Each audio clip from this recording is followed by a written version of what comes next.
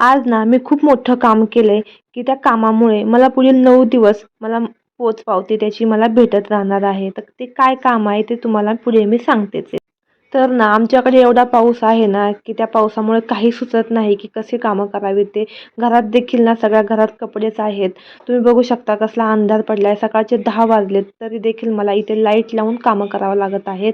थोडंसं ऊन डोकावलं म्हणून सगळी कपडे बाहेर नेली, पण काही त्याचा उपयोग झाला नाही. मला पुन्हा सगळी कपडे आतमध्ये आणावीच लागले.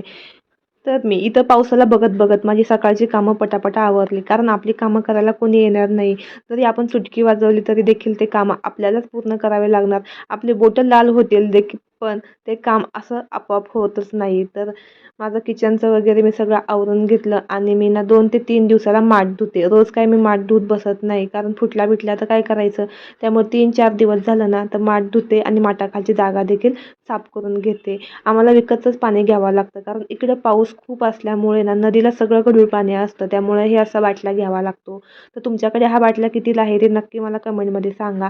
दूध पण माझं मस्त तापून झालेलं आहे आणि हेच ते स्पेशल काम, की मला पुढील 9 दिवस घरामध्ये मस्त असा सुगंध येणार आहे. तर मी नवरात्रीसाठी अखंड ज्योत लावते आणि त्यासाठीच मी हे तूप बनवत आहे. तर तुम्ही कशा पद्धतीने तूप बनवता ते देखील सांगा. मी काय करते, नुसती साय जमा करते. त्याच्यामध्ये विरजण वगैरे काही घालत नाही आणि 8 दिवसाची साय जमा झाली, की डायरेक्ट कढईमध्ये गरम करून घ्यायचं.